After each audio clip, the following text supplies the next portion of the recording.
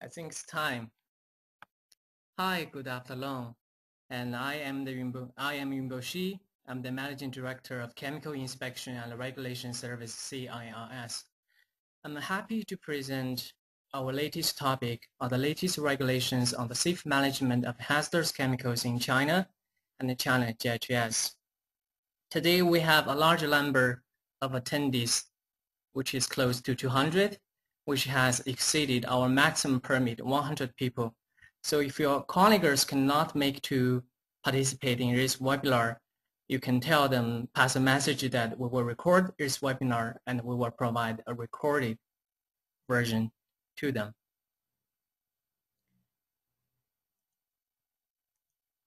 Before I start presentation, I have to give introduction to myself and my company first, and I cannot resist this wonderful opportunity.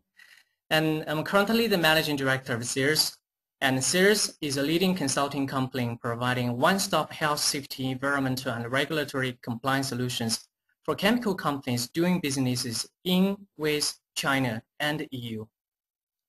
Personally, I have extensive knowledge of chemical control laws in Asia and EU that include REACH, CRP. I also have practical experience with REACH registration, for example, IUCLI 5.0 preparation, new chemical notification in China, transport of dangerous goods, GHS, and MSDS. And I have a bachelor's degree in chemistry from University of Science and Technology of China, USDC, which is one of the A-net university in China, and I earned a master's degree in chemistry from University of Maryland, College Park. And if you have any questions about today's topics or other questions, you can contact me at yunbo.shi@cis-reach.com. Because this is webinar and we have a large number of attendees, we will not have the opportunity to give time to you to ask questions during this webinar. And you can contact me personally when this webinar is over. Thanks again for joining this webinar, and I hope you enjoy this webinar. Today I'm going to talk about the regulations on safe management of hazards of chemicals in China and China GHS. And my talk can be divided into 4 parts. And they are marked as Chapter 1, Chapter 2, Chapter 3, and Chapter 4. In the first chapter, I will give an overview of chemical management policies in China, no matter whether they are new chemicals management or existing chemicals management. And I will go through those regulations one by one to give you a better understanding of how chemicals are managed in China and how to comply with those chemical legislation in China. In the second chapter, I will mainly focus on the scope of the regulation on hazards of chemical regulations on safe management of hazardous chemicals in China. And this name is too long, so I will talk about like a deregulation. When I talk about a deregulation, it mentions that it represents that regulation. I will also talk about the key provisions of this regulation and how to comply with regulation, and whether foreign companies will be affected by this regulation or not. In the third chapter, I will talk about GHS implementation in China.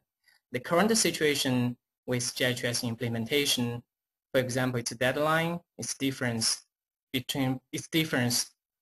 to CRP regulation and UN GHS.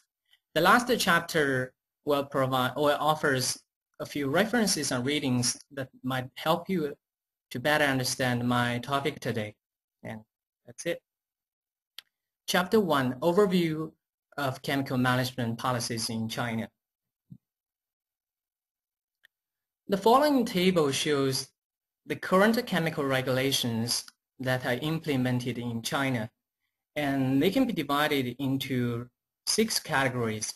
And the first category is about new chemicals control, how new chemicals are managed in China. And the main regulation for new chemicals control is called Order Number 7, the Measures on Environmental Administration of New Chemical Substances. And there are 2 keywords for this regulation. And the first keyword is IECSC, which is China's existing chemicals inventory. And you can search in inventory to find out whether your chemical is new or not. And I'm sorry. And the second keyword is China REACH. This regulation is very similar to REACH, so lots of people also call it China REACH, and I will explain this later. The second category is import and export of toxic chemicals, and this was regulated in the provisions on the first import of chemicals and the import and export of toxic chemicals, which was issued in 1994. And there's also a list of a catalog for this regulation. And the list is called the list of toxic chemicals severely restricted to be imported to or exported from China. There are currently 156 substances in this list. If your substance or product is included in this list, you will be affected by this regulation, and you might need to register the import and export of toxic chemicals. And the third category is today's main focus.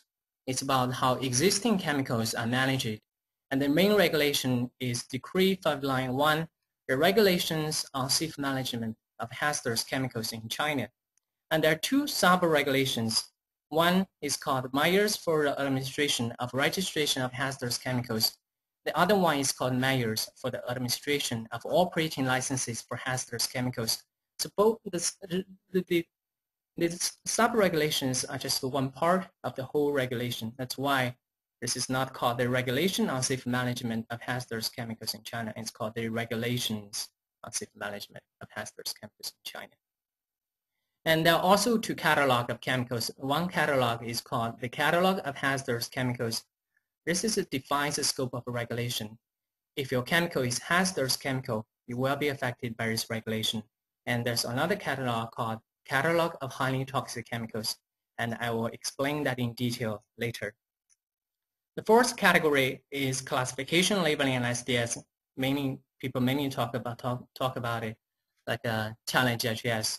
And when we talk about China GHS, we're mainly talking about China's national standards, technical standards about how to classify and label chemicals in accordance with those standards.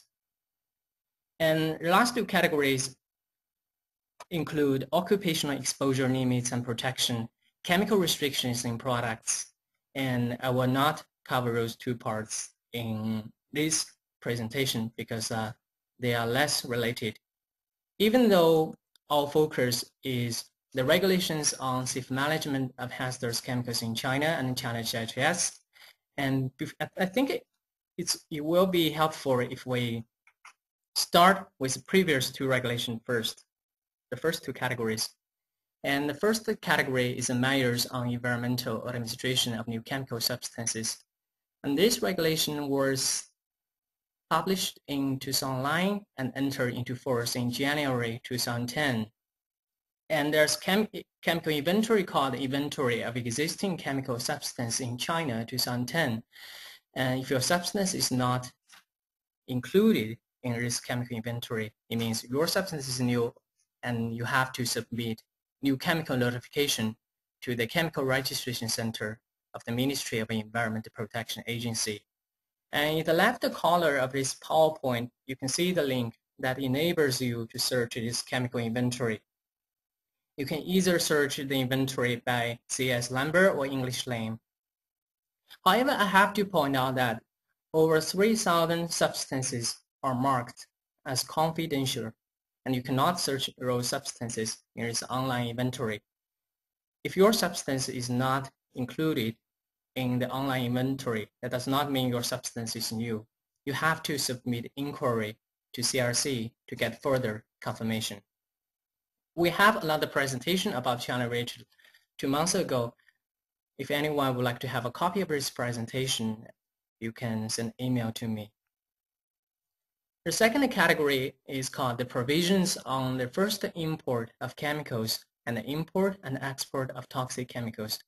This is an old regulation which was issued in 1994, and the Chinese government has used the regulation to control the import and export of toxic chemicals.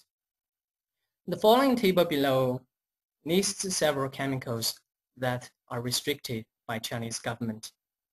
And this list is called List of toxic chemicals severely restricted to be imported into or exported from China. And there are 156 substances, which was updated in 2011, and the full list is available from Sears website.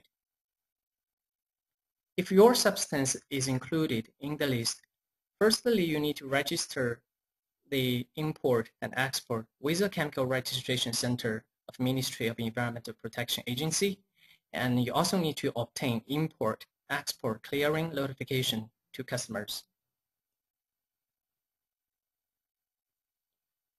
Now we can move on to Chapter 2, the revised regulations on safe management of hazardous chemicals in China, which is our primary focus today. And there are 10 parts in this chapter. Firstly, I will give a brief introduction to the regulation, explain its history. After that, I will talk about the scope of the regulation, whether your companies will be affected by this regulation or not.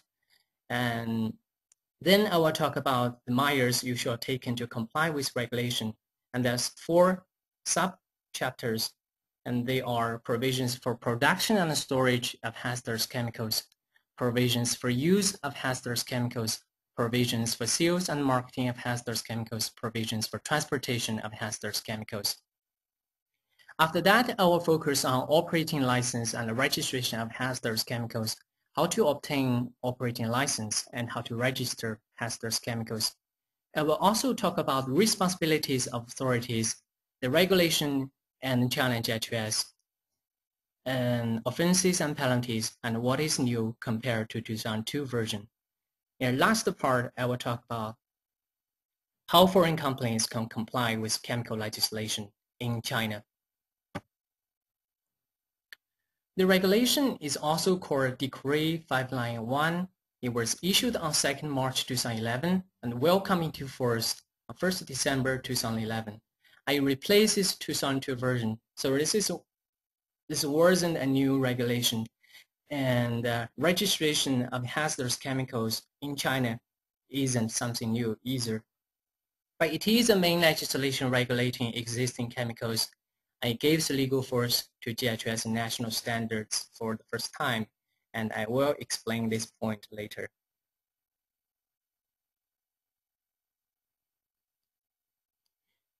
Hazardous, as we can tell from its name, this regulation mainly affects hazardous chemicals. That's why it's very important for you to understand the definition of hazardous chemicals under this regulation. Hazardous chemicals are defined as highly toxic chemicals and other chemicals which are toxic, corrosive, explosive, flammable, and do harm to human body, facilities, and the environment. And there's a catalog for these hazardous chemicals. It's called Catalog of Hazardous Chemicals, and this catalog was issued in 2002. And there's also an online version of this catalog. If you click this link, you can search its catalog by English name or UN number. And the current catalog includes 3 parts. The first part is chemicals in the list of dangerous goods, and the second part is the highly toxic chemicals. The third part is other chemicals announced by authorities.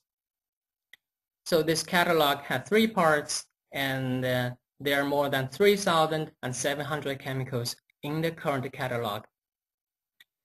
A copy is available if you request it from Sears, and unfortunately there is no English translation. However, you can search by case number or UN number. We expect a new catalog of hazardous chemicals to be released soon. It might be before 2012, and we will keep you informed if a new catalog is released. And we also expect that more than 7,000 chemicals will be included in the new catalog. And the old catalog was issued in 2012, and it requires lots of updates. And as Chinese government has more information about hazardous chemicals, we expect the new catalog to be twice as big as the old one. And we also expect that the new catalog not only contain the substance name, UN number, It will also contain harmonized classifications.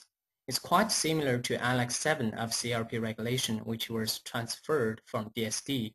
It allows you to use harmonized classifications. And there's another catalog, which is one part of new catalog of hazardous chemicals, which is catalog of highly toxic chemicals. And there are extra requirements for this catalog of chemicals. For example, you have to have purchase permit to purchase highly toxic chemicals. You need to record substances and quantity sold to. And if we go back to our old slide, you can see there are three parts. The first part is the list of dangerous goods. The second part is highly toxic chemicals. So usually highly toxic chemicals are hazardous chemicals, and they are in the catalog of hazardous chemicals. However, not all hazardous chemicals are highly toxic chemicals. There are two separate catalogs. When we talk about regulation, there's some exceptions, and this regulation is the same. 4 categories of substances are out of scope. The first one is explosives for civil use. The second one is firecracker and fireworks. The third one is radioactive substances. The last one is dangerous chemicals for national defense. If your product falls within above 4 categories, you will not be affected by the regulation. The regulation impacts how hazardous chemicals are produced, stored, used, marketed, or transported in China. So if you are involved in the following 4 activities, you will be affected by the regulation. And they are production, storage, use, sales and marketing, transportation. And if you sell chemicals to China or export chemicals to China, you are mainly affected by sales and marketing.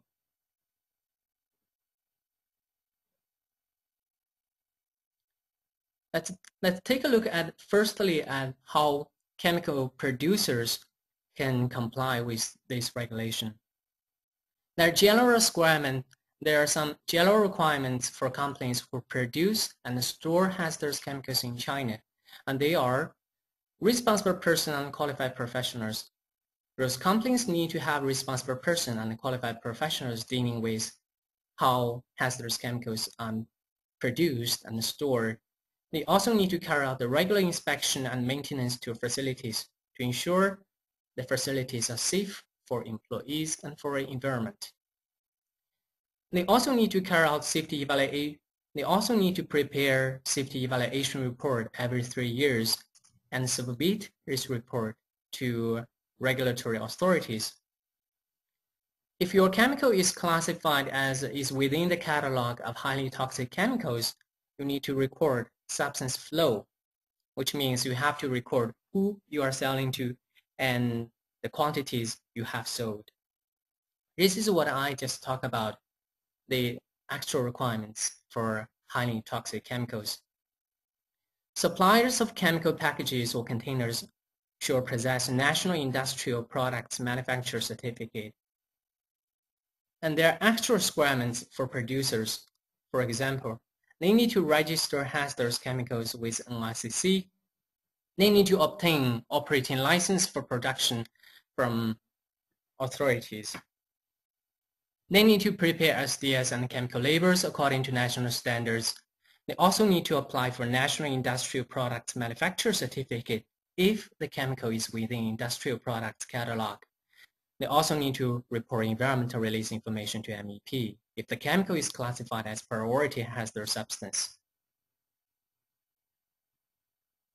If you use chemicals, there will be less requirements.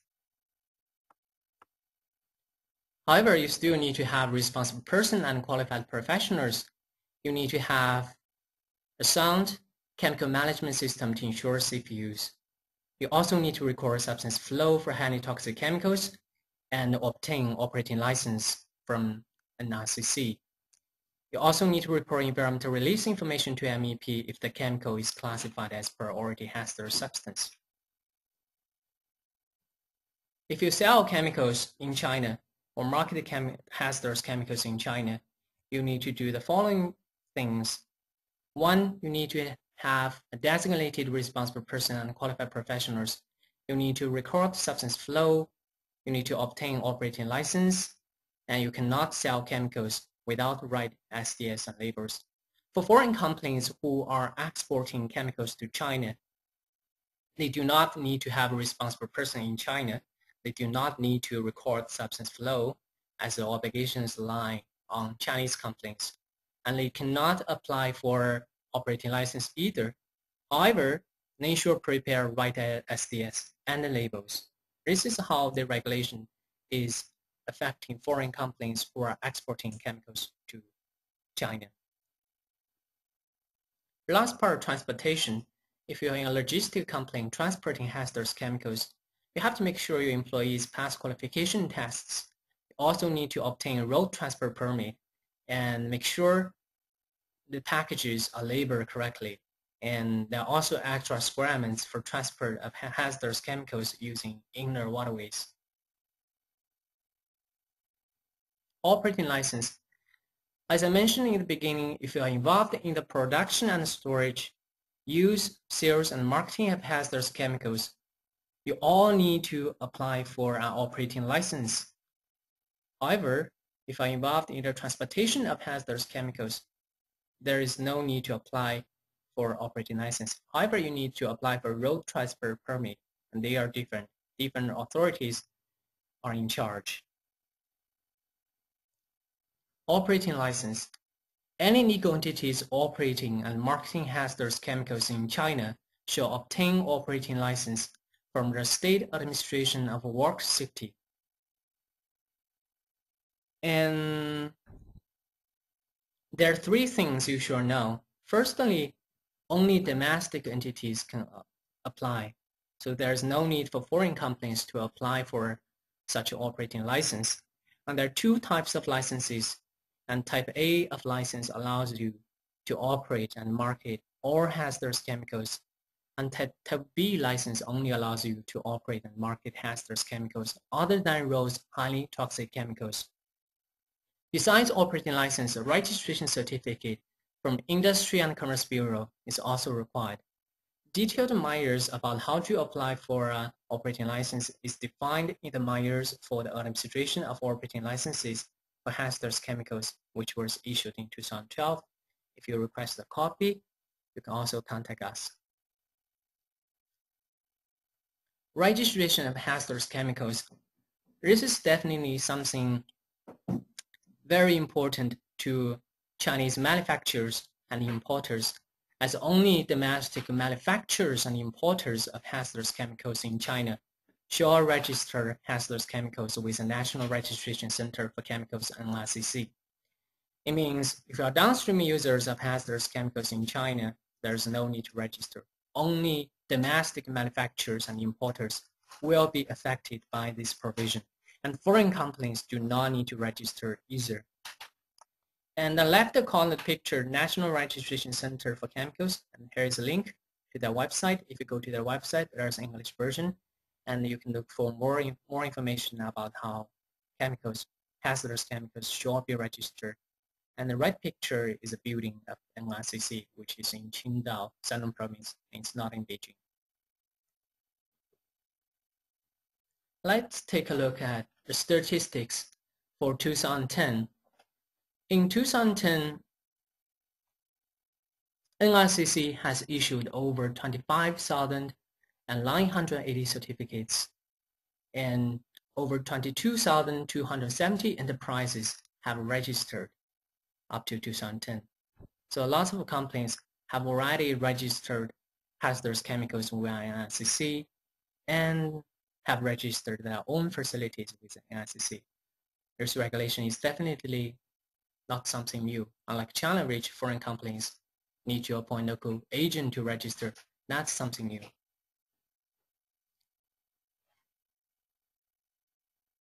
The following information will be required for the registration of hazardous chemicals. You need to provide legal entity information, classification and labeling, physicochemical properties, main uses, hazard properties, safety requirement for storage, use, and transport, and emergency responses. And there's also an online system for registration and this is their interface from NICC. More information about the registration of hazardous chemicals can be found in the measures for the administration of a registration of hazardous chemicals issued in 2012, which might be revised soon, and we are not sure about this. A copy is available upon request.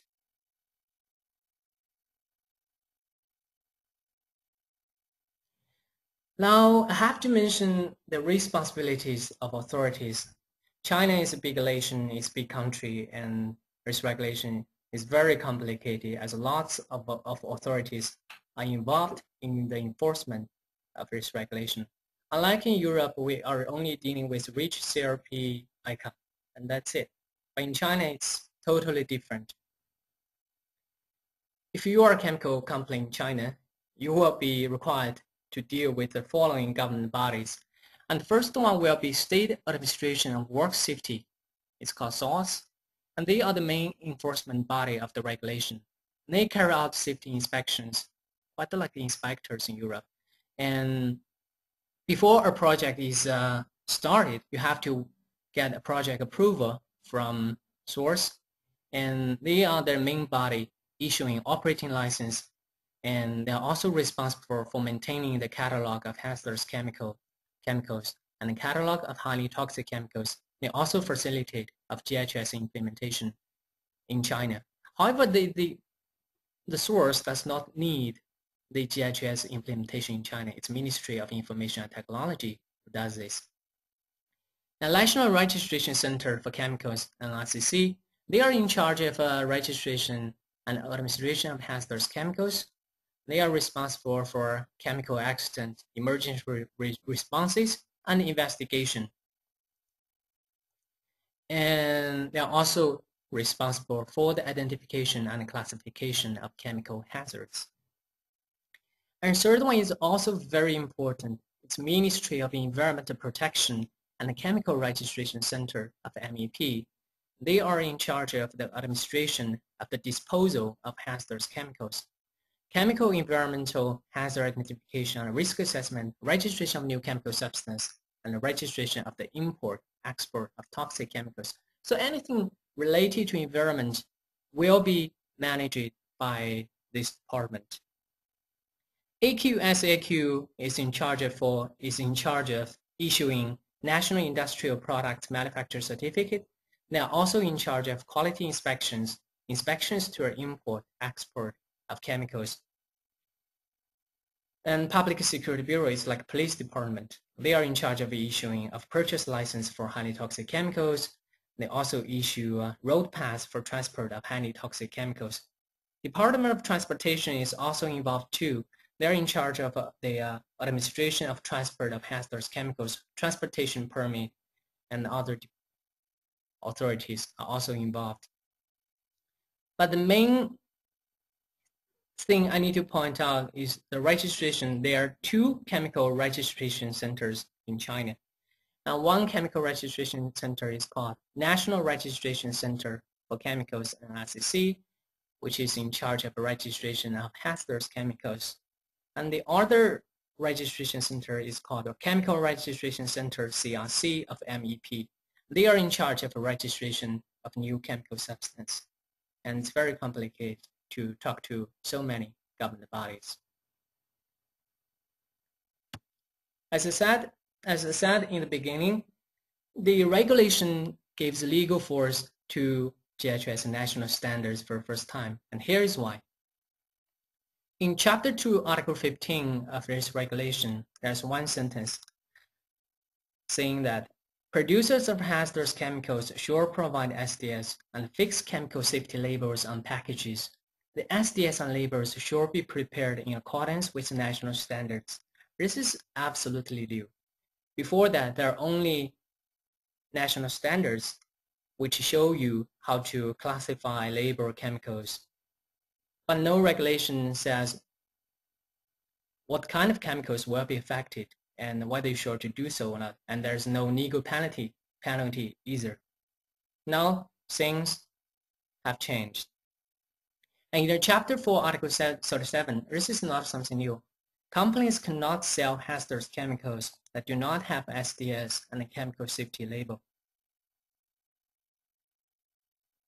offenses and penalties.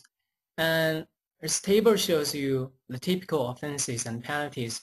This is just 5% of the total offenses and penalties. This just gives you an idea of what typical offenses are and what their penalties are. The first type of offense is no proper operating license. If you haven't applied for a proper operating license, you might be fined up to RMB 100,000 yuan to 200,000 yuan.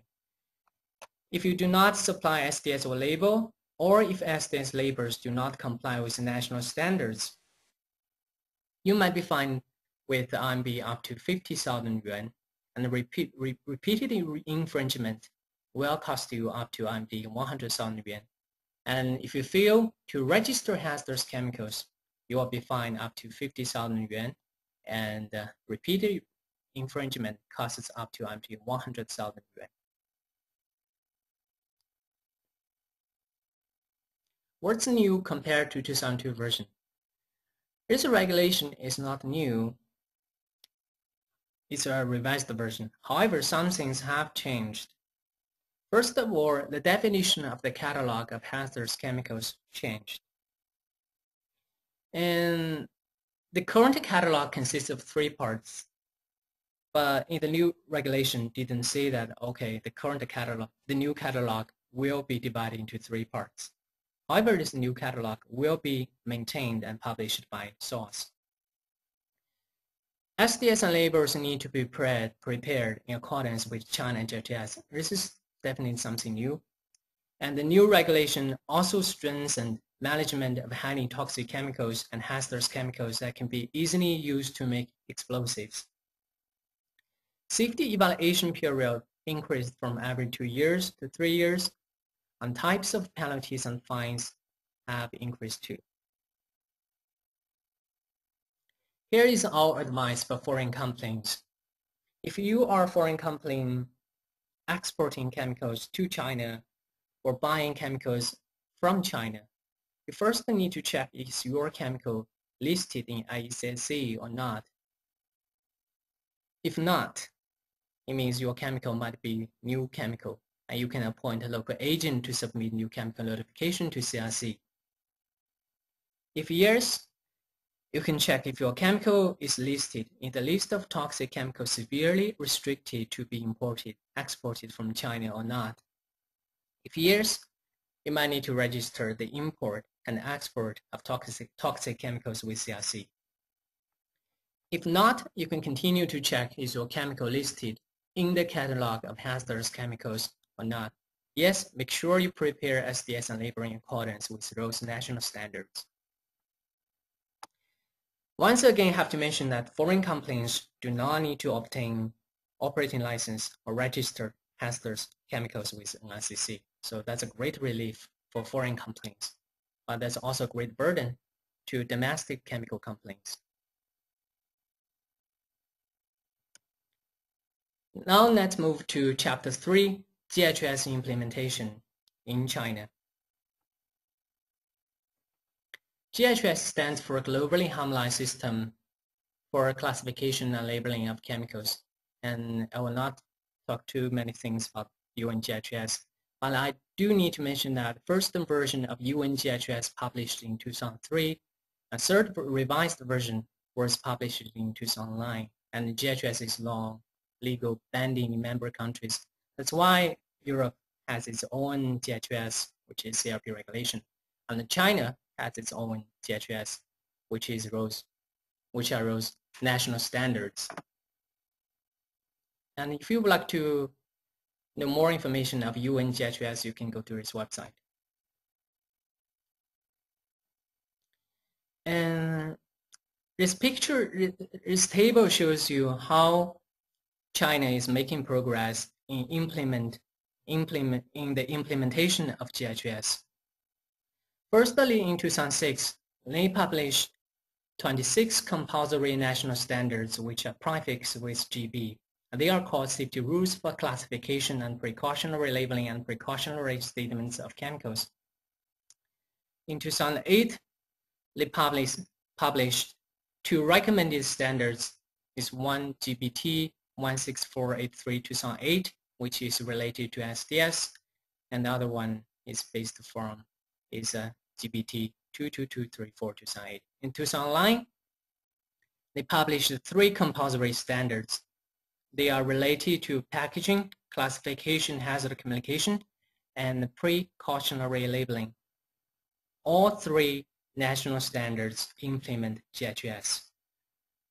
2010, the three compulsory standards published in 2009 enter into force on 1st May 2010. A year transitional period started from 1st May 2010 and will end on 1st May 2011. It means that from 1st May 2011, this year, it has just passed, companies will be required to classify and label their chemicals in accordance with those national standards. And 2011, that's a crucial year for GHS implementation in China. We need to look at two dates. So many people will be confused by the deadline of GHS implementation and which one is right. And the first date is May 1st, 2011. This is the date when transitional period ends. Companies are required to adopt those compulsory standards and comply with those national standards. And 1st December 2011, this is the date when the regulation enters into force, and which requires companies to label their chemicals, and there's also a fine related to this regulation. Between May 1st to 1st of December, and this is a period with no penalties, and this will also be a very good time for preparation if you haven't complied with China GHS yet. And even though the 1st of May 2011 is the official deadline, there's no penalty between May 1st and 1st December. That's a very good news for companies who haven't taken actions to comply with China GHS yet.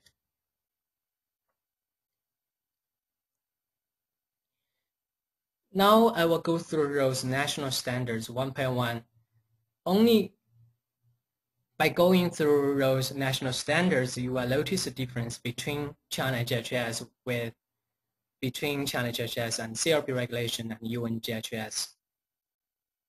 And the first one I'm talking about is safety rules for classification, precautionary labeling, and precautionary statement of chemicals. And there are 26 national standards. Those 26 standards are China's classification standards that are entirely transferred from UN GHS first edition, which was published in 2003. And there are 26 standards which represent 26 categories of hazards and no aspiration hazard. In UN GHS second version and third version, aspiration hazard is included. However, in the first edition of UN GHS, there is no aspiration hazard. That's also why China GHS does not include aspiration hazard in their standard. And if you wish to receive a copy of English translation, and I don't think you should pay to get that, because UN GHS first edition is the best translation I've ever seen, and it is free. And the following table shows you how China's GB standard is almost identical to UN GHS first edition 2003.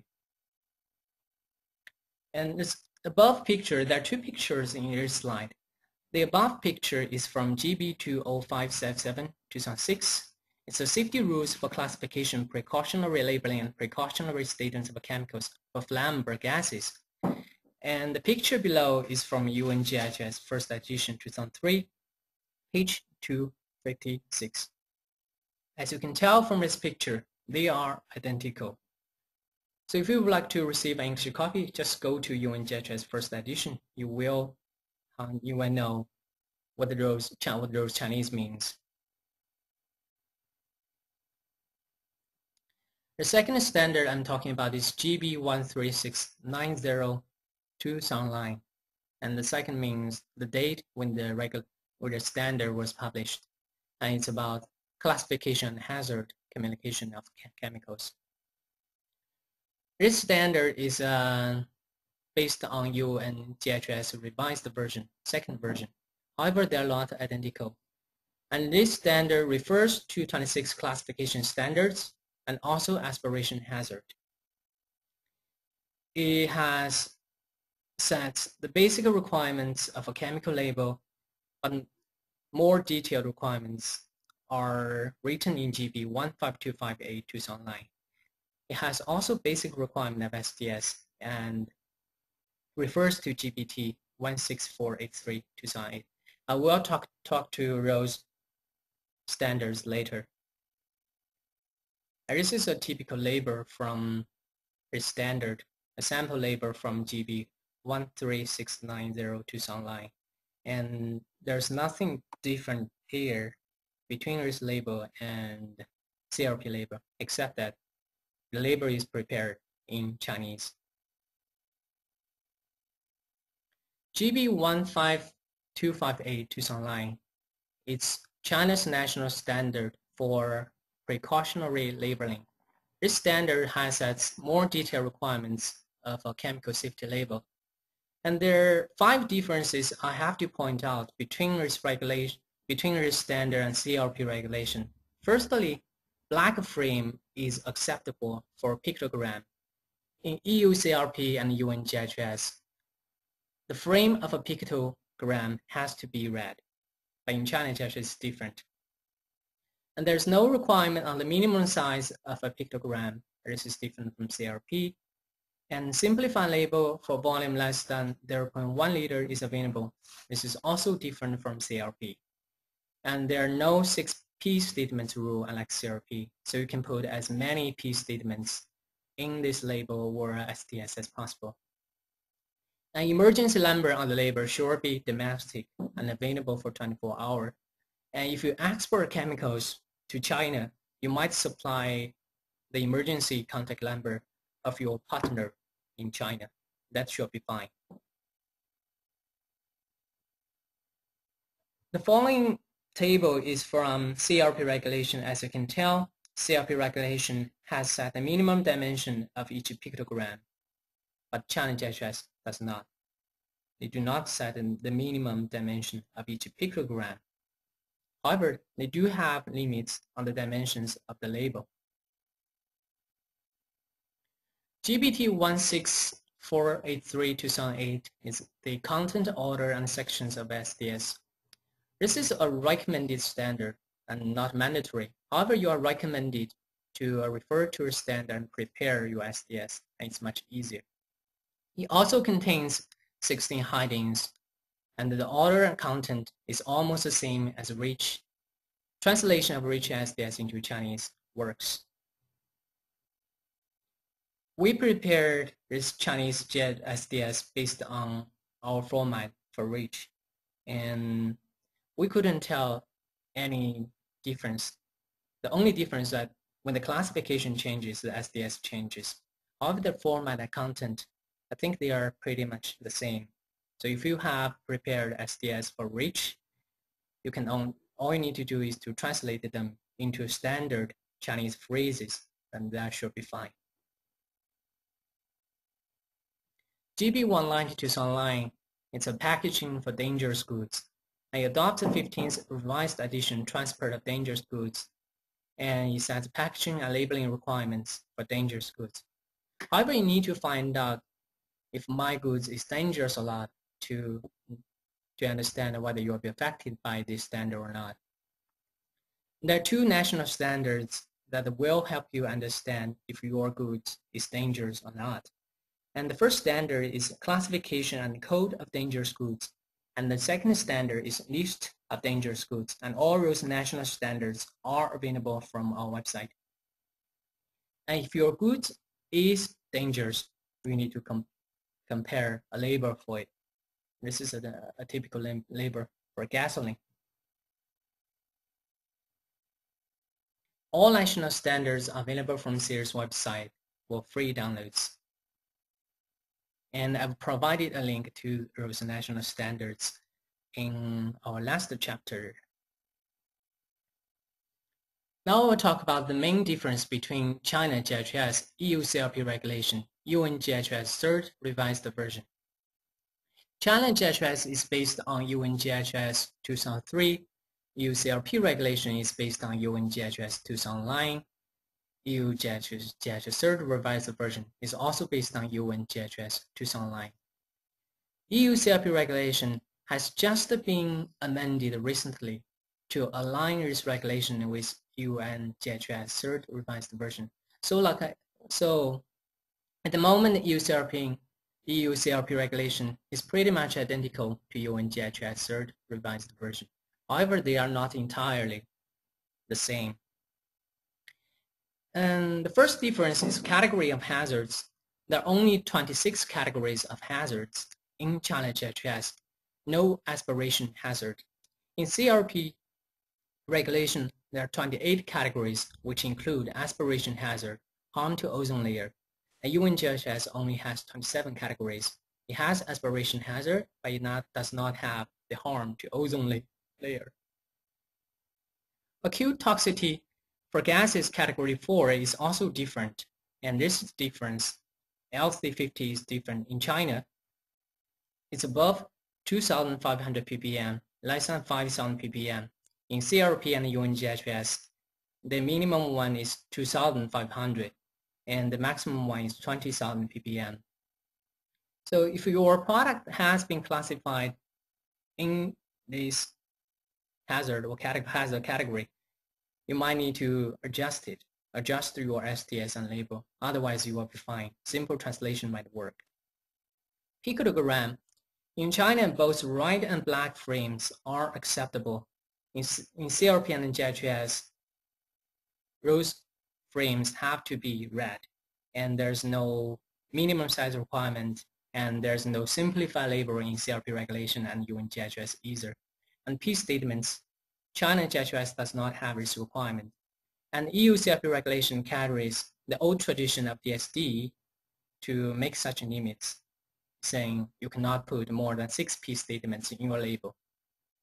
However, UN GHS does not have this limit either.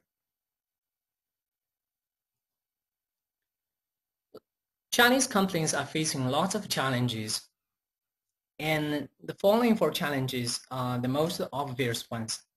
1, the new catalog of hazardous chemicals is not available yet. Regulation will enter into force on 1st December 2011. However, the new catalog is not available yet. By the time the new catalog is published, the Chinese companies will not have enough time to comply with this regulation, and there's no transitional period either. Secondly, Chinese companies do not have any data that could be used for the classification of chemicals, and they do not have experience or expertise with the classification of chemicals either. And the regulation does not differentiate between substances and mixtures. Classification of mixture is much more complicated, and apparently government has not taken this part into consideration. And the final one is too many government bodies involved. You have to obtain different types of operating licenses or certificates with different government bodies. You have to do lots of things. And because of those challenges, that's why we expect that the new catalog might contain harmonized classifications for those hazardous chemicals. This should assist the Chinese companies to implement GHS in a great deal way that will save their work and time and money. However, this might create another challenge. If self-classification is different from the classification in the catalog of hazardous chemicals, and there's no standard way to resolve such a dispute, which is another challenge, and somebody will meet this. And then I think our presentation is near the end. And the last chapter is about references and readings. And in this slide, I've provided a few links that should assist you to understand more about what I have talked about in this presentation. Some of them are from CRC's website, some of them are from our website, Some of them are linked to United Nations. I hope they are helpful. And thanks for your time and thanks for joining our webinar. If you have any questions, you are encouraged to send an email to me, and I would love to discuss this with you further. And I'm sorry that we cannot discuss in this webinar, but I'm hoping to talking to you by email.